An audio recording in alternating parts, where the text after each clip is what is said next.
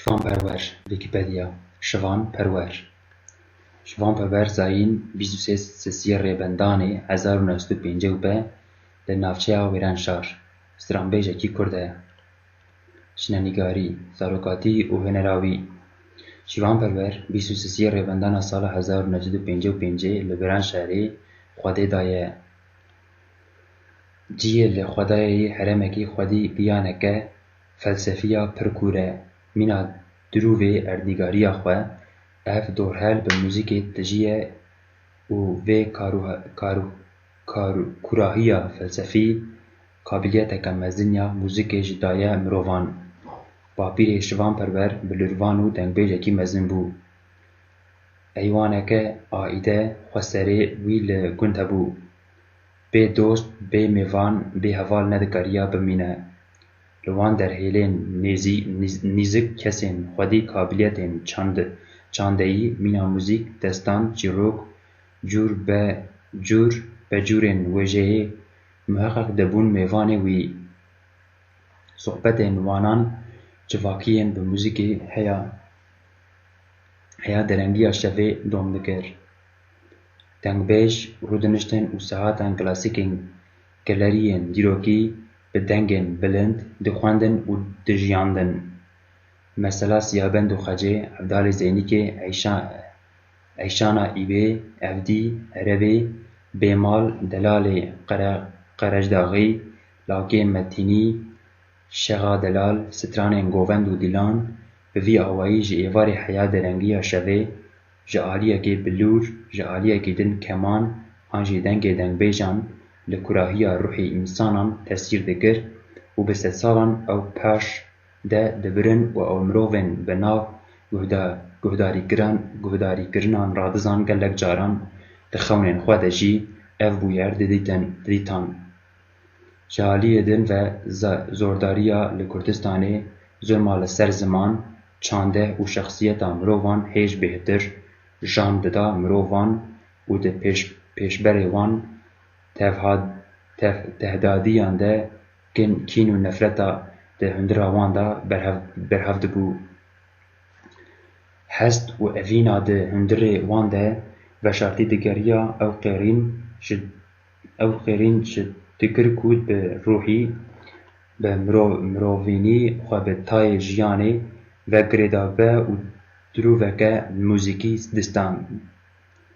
distan dibû muzîk.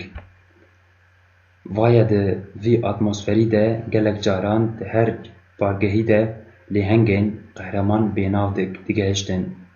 Ango di têkoşîna li hembera zordariyê de di bûyerên çandeyiyên ji vê dirûvê jiyana derdoyî kes derketine nêvengê.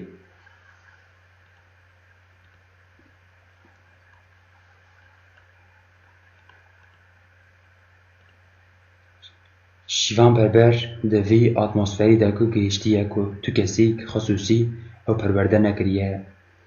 Dijî vê ew bûyereke ku bi dirûve jiyana derxist navengê ye. Wî di biçûkatiyê de dest bi stran gotinê kir. Di tim bûyerên jiyayî û bihîstî de ew dijiyan û bi stran ji hundirê xwe derdixist.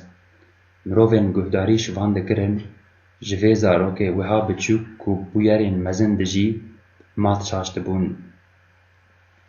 Bûyerên bijiya an jî xeyal dikire stran û carînan bi sehatan digot. Wêca li dorhêlên xwe caran ne bi çavê zarokan re dinêrîn. Di civatê de giraniya wî hebû, lewra weko hêviyek ya civata ji wî hebe pê re muamele dikirin her demî. Şivanê biçûk li dora xwe yê şexsiyeteke fîlosofîk yê muzîkal dihate naskirin û jî hezkirin. Lêbelê li gor şivan ev civata paşdemayî berteng lê xwediyê xusûsiyetinê rind bû. Ji aliyê civakî û ceddîl ayndeyî ve gerek bihate guhartin.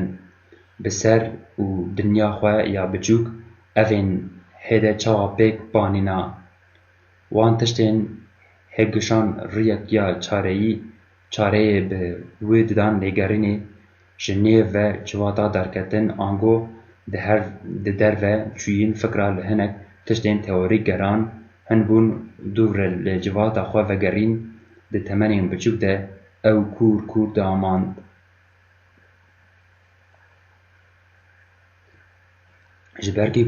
Ji ber ku gelê Kurd li her alî ve hatibû rapeçan û dibin tehdê de bû di ser de polîtîkaya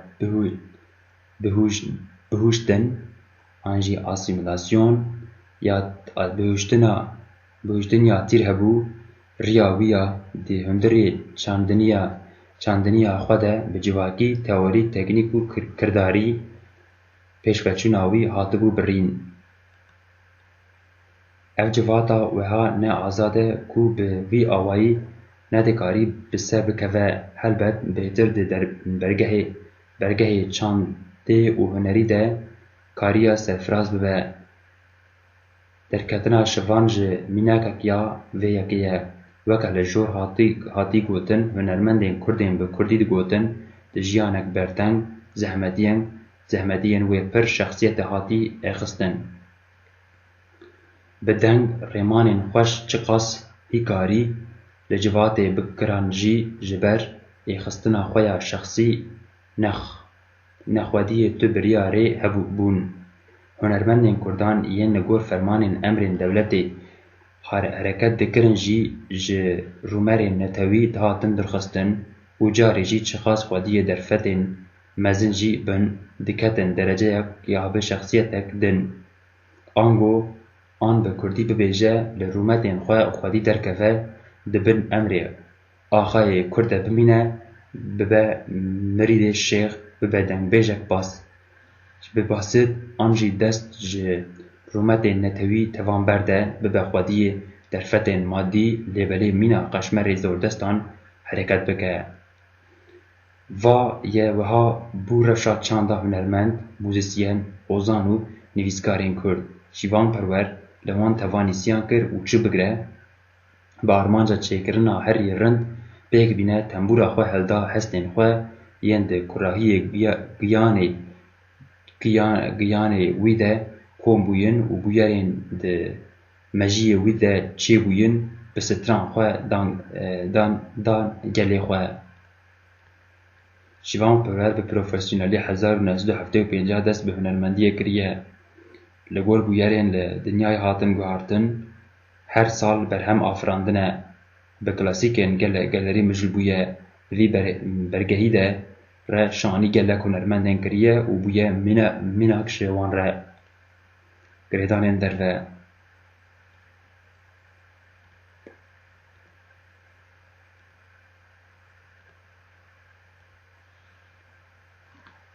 Vegera welat hesreta min e hevpeyvaniya Şîvanperwer ya di rojnameya Tarafê de.